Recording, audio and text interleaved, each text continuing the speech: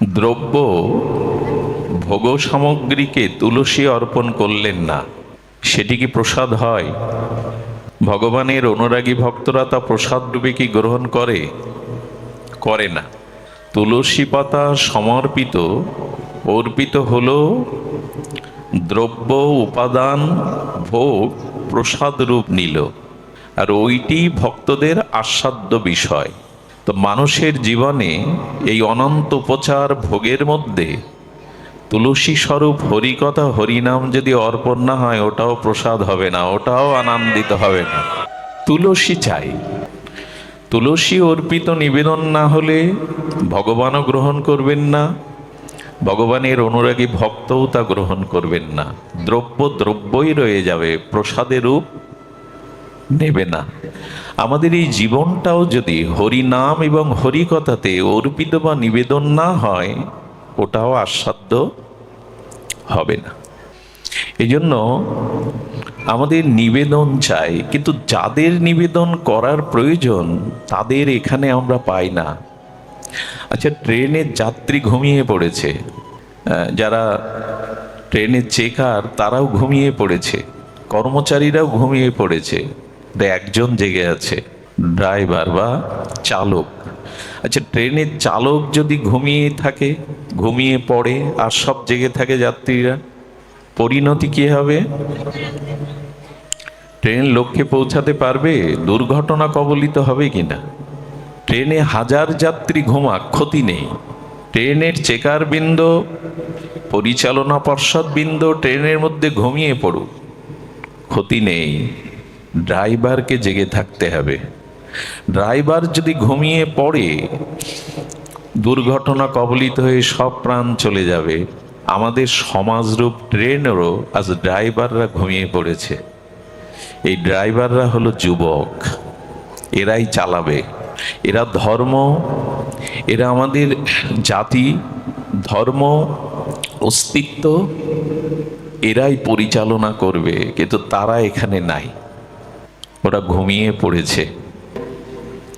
বলছেন যে যাত্রী ঘুমাক, সমাজের বৃদ্ধ বৃদ্ধা যারা তাদের দায়িত্ব কর্তব্য অনেক সমর্পিত হয়েছে, এরা ঘুমাক। এখানে উল্টো, এখানে বৃদ্ধ বৃদ্ধারাই বয়স্করাই জেগে থাকে, আর ওরা বিষয় বাসনায় ভোগে ঘুমিয়ে আছে। এই জন্য সমাজে প্রয়োজন যুবকদের জাগা। আমি বহুবার বলেছি, বাসি ফুলে কেউ বাসর সাজায় না, বাসি ফুলে দেবতার চরণে পুষ্পাঞ্জলি কেউ দেয় না। আমাদের সমাজে আজ, বিশেষ করে এই সনাতন হিন্দু সমাজে আজ আসরগুলো সেজে ওঠে। অপরাধ নেবেন না যারা বয়স্ক গুরুজন প্রণাম্য, যাদের জীবনের জীবন যৌবন, যাদের জীবনে প্রত্যাশা সাহস, যাদের জীবনে ত্যাগ বৈরাগ্য অনেকখানি বিদায় নিয়েছে, তাদের দিয়ে আমরা আসরগুলো সাজাই। আজ কীর্তনের আসর, যজ্ঞের আসর, ওখানে ফুল প্রয়োজন টাটকা ফুলের, ঝরে যাওয়া ফুলের নয়, সেটার আজ বড় অভাব। মহাপ্রভু সন্ন্যাস নিয়ে জীবকল্যাণে ব্রতী হয়েছিলেন কয় বছর বয়সে? 24 বছর বয়সে। জগৎগুরু শঙ্করাচার্য 32 বছর বয়সেই তিনি বৌদ্ধবাদের হাত থেকে বৈদিক সনাতন ধর্মকে, বেদকে রক্ষা করলেন 32-এ। আমাদের ক্ষুদিরাম বসু 18 বয়সেই দেশমাতৃকার জন্য জীবন উৎসর্গ করে প্রথম শহীদ হলেন, ব্রিটিশ সাম্রাজ্যকে কাঁপিয়ে দিলেন 18 বছরের যুবক। স্বামী বিবেকানন্দ বিশ্বজয় করেছিলেন, সেটাও বার্ধক্যে নয়। যুগাচার্য স্বামী প্রণবানন্দ হিন্দু জাতি সংগঠক, 20 বছরেই সিদ্ধি লাভ করে ভারত সেবাশ্রমের দ্বারা তীর্থ সংস্কারে লেগে গিয়েছিলেন। শুধু কীর্তন ভাগবত পাঠে এখন তাদের পাওয়া যায় না। এর জন্য দোষ কাদের? ওদের। দায়ী কাদের? ওদের নয়। আজ সংস্কারের বড় অভাব। আমি অনেক জায়গায় পাঠ করতে গিয়ে দেখি গার্জেনরা বসে আছে, আর যে বাচ্চাগুলো এনেছে এখানে তাদের ছেড়ে দিয়েছে। তারা কোলাহল করছে, হাতে তালি দিচ্ছে, খেলা করছে, ভাগবতেরই বিঘ্ন হচ্ছে। তার মানে আমরা তপস্যার দ্বারা, সাধনার দ্বারা তাদের জগতে আনিনি, আর আনার পরেও ওই পরিবেশ সাধন ভজনে তাদের দিতে পারেনি।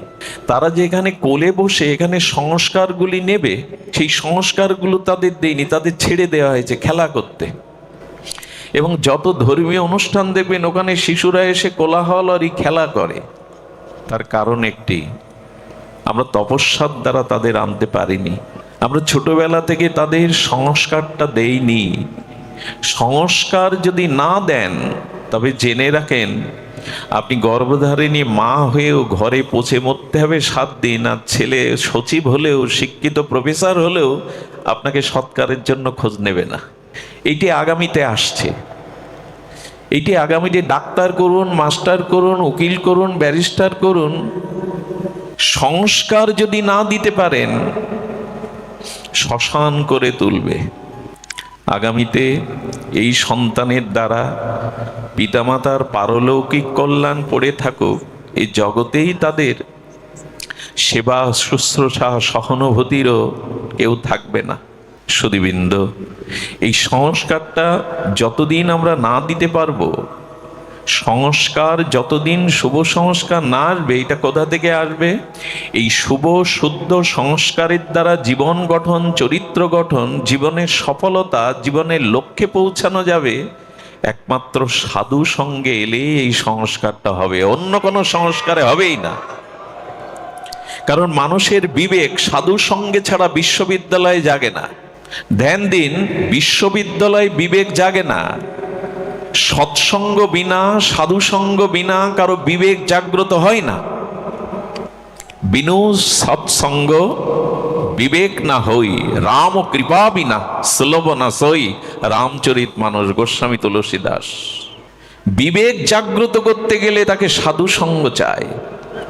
তাদের আমরা এখানে কোলে বসাই না, ছেড়ে দিয়েছি খেলবার জন্য। সংস্কার কেমন? সংস্কারের প্রভাব আমাদের জীবনকে পরিচালনা করে। এই সংস্কারই সব। যেমন দেখবেন একটা কুকুরের বাচ্চাকে জলে ছেড়ে দিন, পূর্বে তার সাঁতার প্রশিক্ষণের দরকার নেই। ওই কুকুরের শাবকটি সাঁতার কেটে ডাঙায় উঠবে। অনেক উন্নত কোনো রাজপুত্র, রাজার ছেলেকে বা কোনো মানব সন্তানকে সাঁতার না শিখিয়ে ছেড়ে দিন, কি হবে? ডুবে মরবে। কারণ ওই কুকুর, ওর সংস্কার আছে জল থেকে সাঁতরিয়ে ওঠার, ওই সংস্কারটা নিয়েই জন্মেছে। কিন্তু মানব শিশু জলে সাঁতার কেটে তীরে উঠতে হয়, বাঁচতে হয়, এই সংস্কার তাকে দেওয়া, এটা তার অর্জন করতে হবে। সংস্কার কেমন? এখনই একটি শিশু ভূমিষ্ঠ হলো, যখনই ভূমিকে স্পর্শ করলো তখন সে মায়ের স্তন টেনে দুগ্ধ পান করতে শুরু করলো। এখন এই মায়ের দুগ্ধটা টেনে পান করতে হয়, এই বিদ্যাটা ওকে কে শেখালো? ওকে কে শেখালো যে টেনে টেনে মায়ের অমৃত দুগ্ধ ক্ষুধা নিবৃত্তির জন্য পান করতে হয়? বলো, অনেক জন্ম এই মায়ের স্তন টেনে পান করা ওর সংস্কার, এই জন্য বলে দিতে হয়নি। ও সংস্কারটা নিয়েই জন্মেছে। মহাপ্রভু বড় দুষ্ট ছিলেন। সব মহাপুরুষ, সব ভগবানের শিশুকালটা বড় চপল চঞ্চল থাকে, থাকতেই হয়। অনেক মায়েরা বাচ্চাদের এনে আমাদের প্রণাম করার সময় বলে, বাবা ওর মাথায় হাত দাও। দিয়ে কি বলবো মা, ও যেন শান্ত হয়, বড় দুষ্টু চঞ্চল। আমাদের এক আচার্য বলতেন, না ওই আশীর্বাদ করবো না, বরঞ্চ এই আশীর্বাদ করবো ও যেন আরো চঞ্চল হয়। কারণ ও কি বৃদ্ধ, ও কি জীবনী শক্তি হারিয়ে ফেলেছে যে ও স্তম্ভিত বসে থাকবে? বাচ্চারা যদি চঞ্চল না হয়, চপল না হয়, ডান পিটে না হয়, বড় হবে কি করে? কোনো মা সাধুর কাছে এটা বলবেন না যে ও শান্ত হোক। মহাপ্রভু বড় কাঁদতেন, কান্নার স্বভাব কিছু শিশুদের থাকে, প্রায়ত কান্নাকাটি করতেন। সচিমার বড় চিন্তার কারণ হয়ে যায়, এত কাঁদে কেন নিমাই? একজন নিমাইয়ের কান্না দেখে, ক্রন্দন দেখে হাতে তালি দিয়ে হরিবোল বলে উঠল। কি জানি মনে করে হরিবোল বললেই ম্যাজিকের মতো, জাদুর মতো কান্না বন্ধ হয়ে গেল। সচিমা বলল, বাহ, এই তো একটা উপায় পেয়েছি, হরিবোল বললে নিমাইয়ের কান্না বন্ধ হয়। আসলে মহাপ্রভু প্রতি লীলাতেই তো এই প্রেম ভক্তি নাম দিয়েই জীবের কান্না বন্ধ করতে এসছেন। এইটা ওনার সংস্কারে আছে। সংস্কার চাই। সংস্কার কেমন জানেন?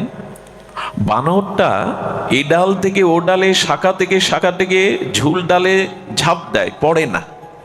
আপনি আমি পারবো না, ওইটা ওদের সংস্কার। তো সংস্কার অনুযায়ী মানুষের চরিত্র, জীবনের লক্ষ্য, জীবনের চেতনা স্থাপিত হয় সংস্কারে।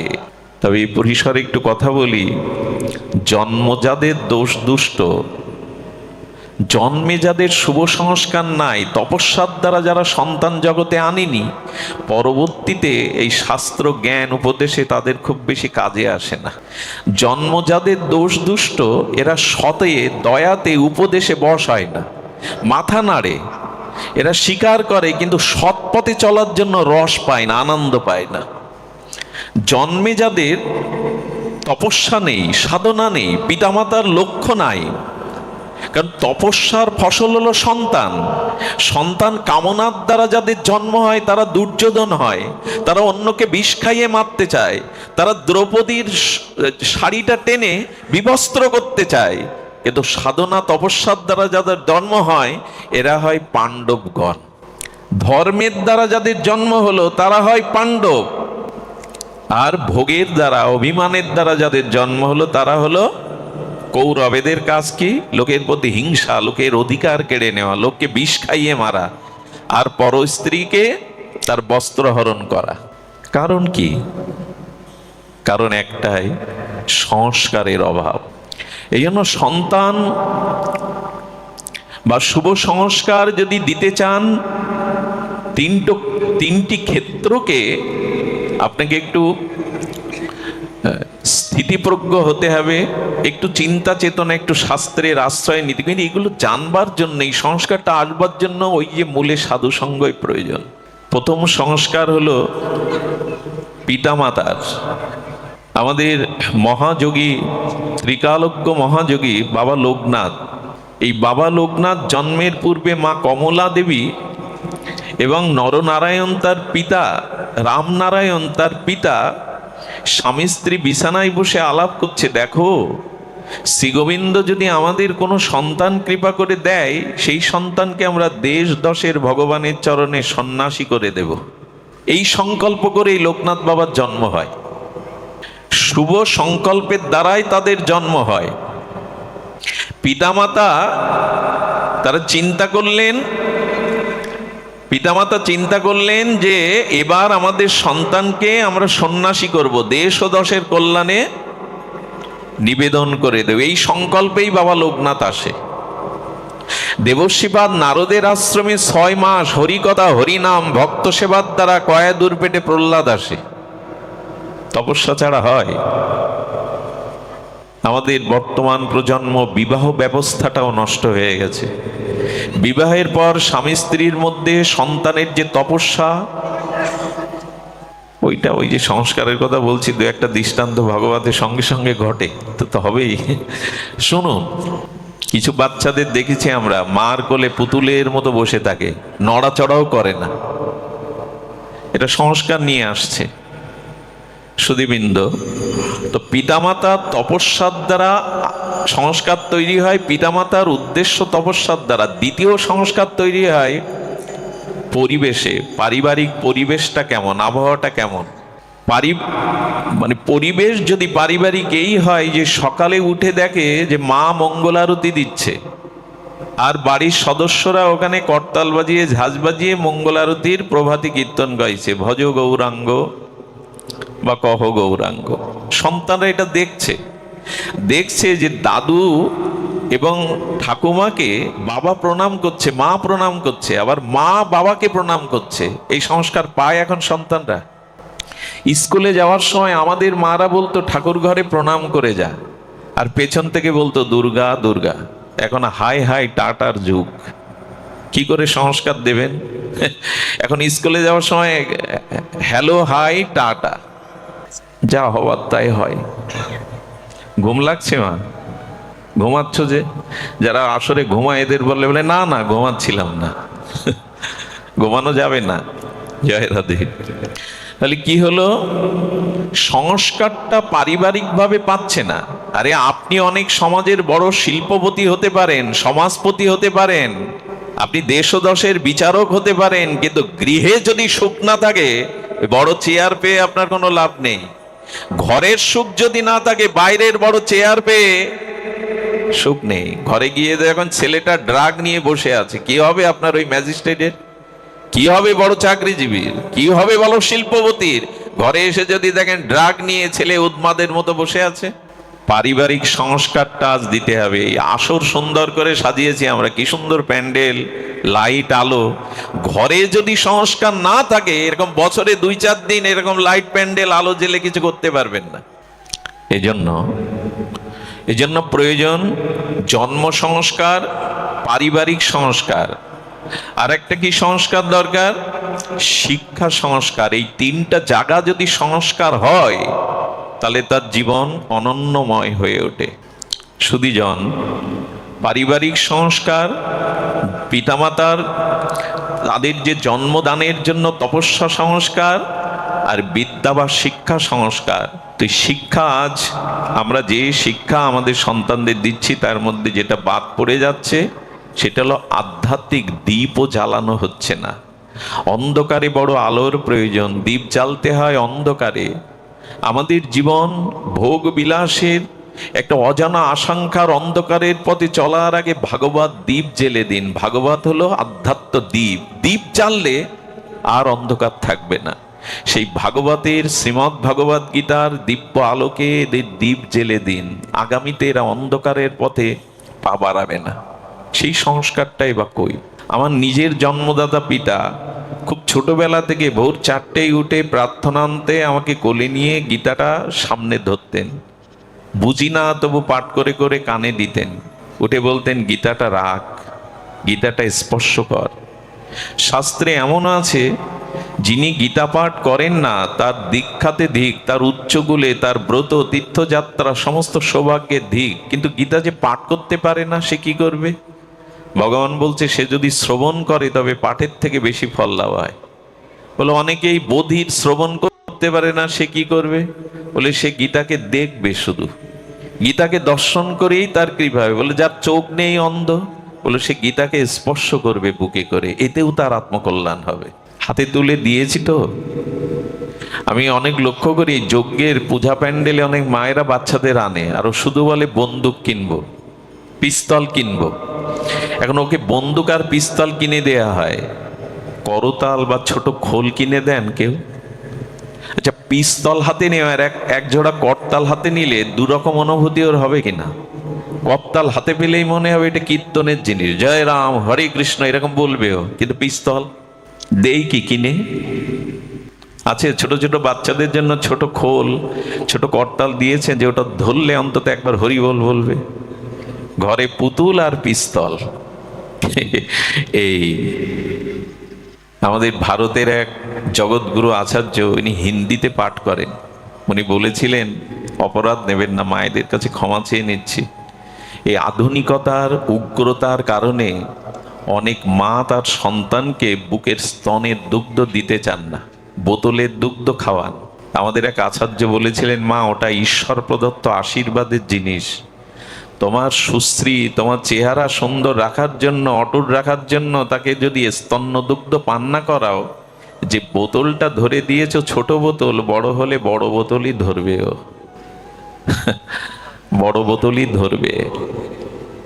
এই জন্য আমি আপনাদের প্রথমেই শুরুতেই একটুখানি থমকে দাঁড়িয়ে দিলাম যে দেখুন, সংস্কার প্রয়োজন। ট্রেনের যাত্রী ঘুমাক, যেন চালক না ঘুমায়। এই সমাজের যারা পরিচালনা করবে, উঠে দাঁড়াবে, আজ দুর্দশা, তারা ঘুমিয়ে, এখানে তারা নাই। আমি মনে হয় 9 বছর বয়স থেকে এই পাঠ শুরু করেছি। আমাকে অনেকেই বলে, দাদা আপনি চলে গেলে আপনাদের গ্রামের কাউকে এরকম করে থুয়ে যাচ্ছেন যে আপনার জায়গাটা একটু বসবে। আমাদের অভিভাবকদেরও এখন একটা সমস্যা দেখা দিয়েছে। কোনো ছেলে যদি সৎসঙ্গে যায়, দীক্ষা নেওয়ার পরে সিদ্ধান্ত নেয় যে প্রসাদ পাবো, শিখা রাখবো, তিলকমালা করবো, প্রথম বাধা হয়ে দাঁড়ায় পিতামাতা। আরে লেখাপড়া করবি, চাকরি বাকরি করবি, ধন উপার্জন করবি, তারপরে তো ধর্মকর্ম। যদি সে না শোনে তো পিতামাতাকে বলতে শুনেছি ওর 12 বেজে গেছে। একটু তিলকমালা নিলে, প্রসাদ ভোজি হলে, বৃন্দাবনে বারবার যেতে থাকলে বলে ওর 12 বেজে গেছে। এই অভিভাবকদের কাছে কি আশা করে? এই জন্য শুদ্ধ সংস্কার চাই। ফিরে আসি, প্রথমেই আপনাদের কাছে এই পুষ্পটা নিবেদন করলাম আপনাদের হৃদয়ে। পারলে আসুন, পরিবেশটাকে, জন্মদানের আগে তপস্যাটাকে, সুসন্তানের জন্য যে তপস্যা এবং গর্ভে সন্তান ধারণের জন্য যে মায়ের মানসিক সংস্কার বা প্রস্তুতি, এবং পরিবেশে যে আমাদের পরিবেশে যে আধ্যাত্মিক আমাদের চেতনার দ্বীপ প্রজ্বলন, সাধন ভজনের পরিবেশ, আর শিক্ষা অর্থাৎ ভাগবত গীতা ভাগবতের শিক্ষা, এগুলি আমরা একটু মানসিক সংকল্প নেই, তাহলে হয়তো আগামী দিনের এরাই এই সনাতন বৈদিক সভ্যতার আলোকে কিছুটা এগিয়ে যেতে পারবে। না হলে অন্ধকার ছাড়া আর কিছু সামনে নাই। সুধীবৃন্দ, আমরা এখন আস্বাদন করব, যেহেতু কাল নাম, এই নামের উপরে একটু সামান্য আমাদের আস্বাদন। অধিবাসের পর্বের দিন পাঠ থাকাটা একটা বিড়ম্বনা, কারণ পাঠ করতে বসলে যারা আচার্য থাকেন ওইখানে ঠাকুর ঘরের কিছু কাজ থাকে, 12টার আগে মহাপ্রভুকে সেবা করিয়ে বিশ্রাম দিতে হয়। অধিবাস কীর্তনেরও একটা পর্ব থাকে, বিঘ্ন হয়।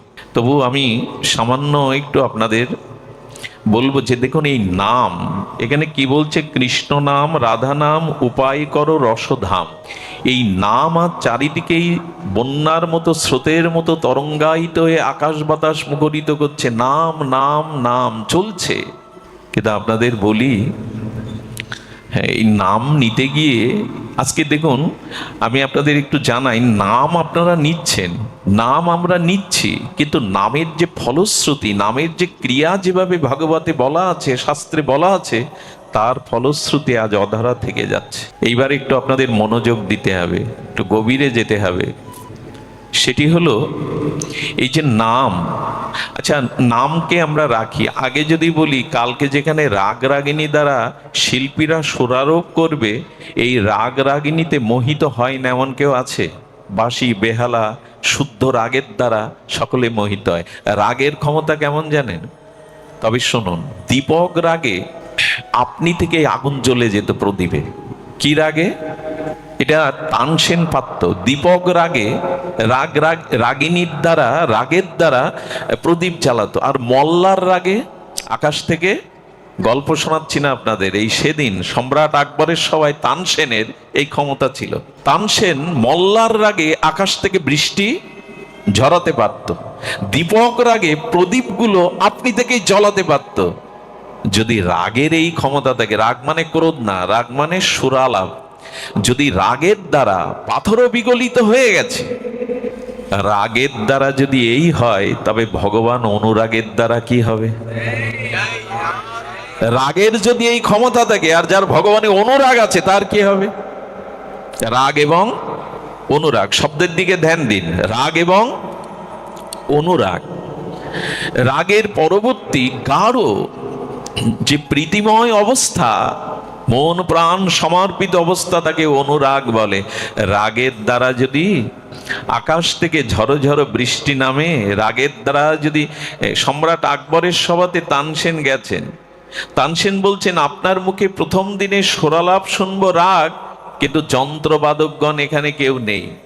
তানসেন বললেন, সম্রাট, আপনি আদেশ করলে যন্ত্ররা আপনিই বাজবে। আমি সঙ্গীতের সুর ধরলে তবলা হারমোনিয়াম সে তার আপনিই বাজবে। অবাক হয়ে তানসেন দেখেছিলেন যে সেদিন তানসেন স্বরালোপ করলে যন্ত্র আপনিই বেজে উঠেছিল। রাগের যদি এই ক্ষমতা, তবে অনুরাগের ক্ষমতা কেমন জানেন? অনুরাগ নিয়ে নাম করতে হবে আমাদের। অন্তত অনুরাগ চাই। অনুরাগ না হলে এই পথে কিছু পাওয়া যাবে না। অনুরাগ চাই। সেই অনুরাগ কেমন? দেখুন, অনুরাগের ভাষা বলি। মীরাবাইয়ের অনুরাগ দেখুন।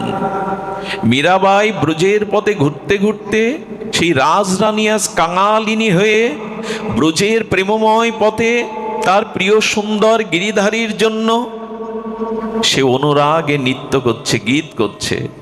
3 দিন মীরা শ্রীধাম বৃন্দাবনের পথে পথে অনুরাগিনী মীরা তার তীব্র অনুরাগ উৎকণ্ঠায় তার গিরিধারী লালকে আনন্দ দিয়ে চলেছে। 3 দিন মীরার পেটে কিছু পড়েইনি, অর্থাৎ খাদ্যই তার মুখে জোটেনি বা পড়েইনি 3 দিন। গোবিন্দ দেখছে মীরার অনুরাগ, আমাকে প্রীতি, আমাকে আনন্দ দেওয়ার জন্য তার যে অনুরাগ, উৎকণ্ঠা, পিপাসা, কিন্তু মীরা তো ক্ষুধাতুর, ক্ষুধা তৃষ্ণা তার বাহ্যিক নাই। গোবিন্দ কি করলেন জানেন? একটা কিশোরের রূপ ধরে ব্রজবাসীদের দুয়ারে গিয়ে ঢোল পেটাচ্ছে। এখন ঢোলের শব্দ শুনলে ব্রজবাসী মায়েরা বেরিয়ে এসে বলছে, কি গো, কি সংবাদ? বলো, মীরা এসেছে বৃন্দাবনে, অলিতে গলিতে অনুরাগিনী মীরা তার প্রিয় পরমের সুন্দর সঙ্গীত সুধা দ্বারায় নৃত্য করছে। কিন্তু মীরা 3 দিন প্রসাদ পায়নি। মীরাকে যে প্রসাদ দিয়ে দেবে গিরিধারী, তাকে কৃপা করবে। যাও যাও, তোমরা মীরাকে প্রসাদ দিয়ে এসো। সেই বংশী বটের তলে মীরার সামনে সব ব্রজমায়েরা প্রসাদের থালি নিয়ে যখন এসছে, মীরা বলছে, আমি যে প্রসাদ পাইনি, কে তোমাদের বলল? বললো, এক কিশোর না ঢোলক বাজিয়ে যেন ঢেড়ি পিটিয়ে বলে এলো মীরাকে যে এক মুঠো দেবে, গোবিন্দ তার প্রতি কৃপা সঞ্চার করবে, অনুরাগ হবে, তাই তো এসেছে আমরা। অনুরাগ হলে ভগবান দূরে থাকতে পারেন না। অনুরাগের ভাষা কি বলবো? রানা মীরাকে মারার জন্য ফুলের ঝাড়িতে সাপ দিয়ে দিয়েছে, বিষাক্ত সাপ। বিষাক্ত সাপের ফুলের ঝাড়িতে মালা মনে করে মীরার অনুরাগিনী মীরা তার সেই প্রেমময় অনুরাগে, গিরিধারী লালাকে সঙ্গীত সুরালাপে অনুরাগে যখন মালা পরানোর ছল করে সেই ফুলের পাত্রে হাত দিয়েছে, অনুরাগেই বিষাক্ত সর্প পুষ্প মালা হয়ে ঝরে পড়েছে। গোবিন্দ, অনুরাগে এটা হয়, অনুরাগে এটা হয়। বলে কি হয়? বলো, মীরার বিষ অমৃত হয়। আমরা নাম করছি বটে, হরি কথা শুনছি বটে, অনুরাগের অভাব। যেটুকু প্রয়োজন অনুরাগ। এখানে নাম শুনবেন, আধা ঘন্টা শুনুন। এখানে হরি কথা শুনতে এসে অন্য গল্প করবেন না। এখানে সামাজিক গল্প, রাজনৈতিক গল্প করার জায়গা এটা না। এখানে পাড়া প্রতিবেশীর গল্প করার জায়গা না। এইটুকু সময় ভগবানকে অনুরাগে দিন, বাহ্যিক ভাবে নয়। এই অনুরাগটাই ভগবান। ওই তুলসী না দিলে যেমন প্রসাদ হয় না, অনুরাগ না দিলে ভগবান প্রসন্ন হয় না। অনুরাগেরই দরকার, এই অনুরাগটাই চাই। আচ্ছা, ভগবান আজ আপনার প্রতি প্রসন্ন, এটা কোন লক্ষণে বুঝবেন? শ্রী ভগবান, আপনি ভজন করেন, হরিনাম করেন, আহ্নিক করেন, আজ ভগবান আপনার প্রতি প্রসন্ন, কি লক্ষণ দেখে বুঝবেন? লটারি বেঁধে গেলে, আত্মীয় স্বজন বাড়ি আসলে, ভালো খাওয়া দাওয়া হলে? বলে একদমই না। কোন লক্ষণ? বলে হরিনাম নিতে নিতে, হরি কথা শুনতে শুনতে যদি চোখে জল আসে, তখনও জানবেন হরি আজ আপনাকে বর দিয়ে দিয়েছেন, কৃপা আজ আপনাকে করে দিয়েছেন। ওই বিগলিত রসধারায় অনুরাগের চিহ্নই হলো দুপোটা চোখের জল। যদি আসে, জানবেন ঈশ্বর আজ আপনার প্রতি সন্তুষ্ট, একটা বর দিয়ে দিয়েছে। অনুরাগের ভাষা, দ্রবীভূত হৃদয়, নয়নে প্রেমাশ্রু। অনুরাগে মীরার কি হলো জানেন? এই তীব্র উৎকণ্ঠা অনুরাগে মীরা ব্রজ থেকে সংবাদ পেল, যেন গোবিন্দ বললেন, প্রাণনাথ বললেন, ব্রজেন্দ্রনন্দ বললেন, মীরা দ্বারকায় এসো। কারণ মীরার স্বপ্নেতেই গিরিধারীর সাথে বিবাহ হয়ে গেছিল। অনুরাগ কেমন? মীরার অনুরাগ বলি, এরা তো অনুরাগিনী, অনুরাগেই ভজন। শুধু নিয়ম যন্ত্রের মতো হরিনাম হরিকথা ভজন করলে পাওয়া যাবে না। মীরার বান্ধবীর বিয়ে হচ্ছে, আর রাজস্থানের বিয়ে মানে বাজি বাজনা, ঘোড়ায় চড়ে আসে, হাতির পিঠে চড়ে আসে, আর বড় পাগড়ি পরে আসে, রাজস্থানের বিয়ে।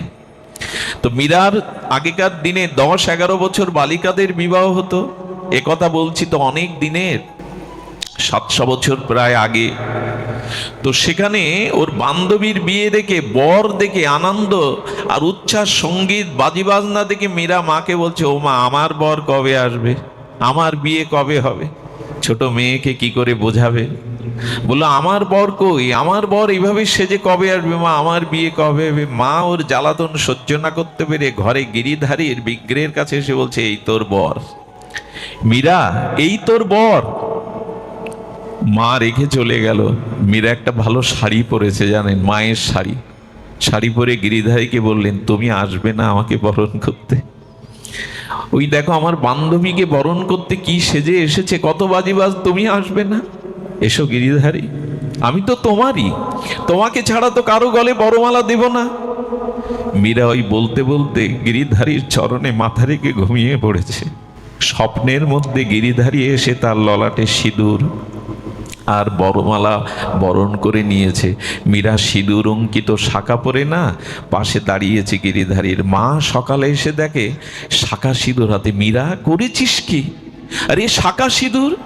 বলি, মা তুমিই তো বললে জানো, হাতির পিঠে উঠে এসেছিল, কত দেবদেবী এসেছিল, আমাকে তো বরণ করে নিয়েছে। এই থেকে মীরা দ্বিতীয় কোনো পুরুষের দিকে আর তাকায়নি, দ্বিতীয় কোনো পুরুষকে আর জীবনে গ্রহণ করতে পারে। অনুরাগে কি হয়েছিল জানেন? এই ব্রজের পথে অনুরাগিনী মীরার এই ভজন করতে করতে গোবিন্দ সংকেত দিলেন দ্বারকায় এসো। কেন জানেন? দ্বারকায় হলো মহিষী প্রেয়সীদের জায়গা।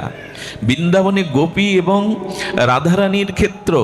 দ্বারকায় আনলেন। দ্বারকার শ্রীমন্দিরে আজও সেই বিগ্রহ আছে। মীরা দেখছে ভিড় ছেলে সবাই চলে গেল। পূজারীকে বলল, পূজারী একবারের জন্য দেখতে দেবে আমার গিরিধারীকে, ভেতরে যেতে দেবে? বলো, কোনো মায়েদের তো গর্ভমন্দিরে যাওয়ার অনুমতি নাই, তবে তোমার অনুরাগ, চোখের জল, ব্যাকুলতা দেখে মনে হচ্ছে তোমাকে দেওয়া যেতে পারে। ভক্তের বিচার করতে নাই, যাও তুমি। মীরা যাওয়ার সাথে সাথে মন্দিরের কপট বন্ধ হয়ে গেল। মীরা দুবাহ বাড়ি বললে, আর কতকাল দূরে রাখবে আমায়? আমি আর পাচ্ছি না, যাও না, তোমার কাছে আমায় নিয়ে নাও, তোমার কাছে আমায় চিরদিনের মতো নিয়ে নাও। এই মরণশীল সংসারে আমি আর থাকতে চাই না। শুনুন, অনুরাগের ধর্ম দেখুন, অনুরাগের শক্তি দেখুন। মীরার এই কাতর, হে দ্বারকানাথ, হে দ্বারকানাথ, হে দ্বারকানাথ, হে গিরিধারী বলতে বলতেই তার গিরিধারী এই অনুরাগিনী মীরাকে নিজের বিগ্রহের মধ্যে লীন করে নিলেন, মিশিয়ে নিলেন। রাগের ধর্ম এ আর অনুরাগের ধর্ম এ।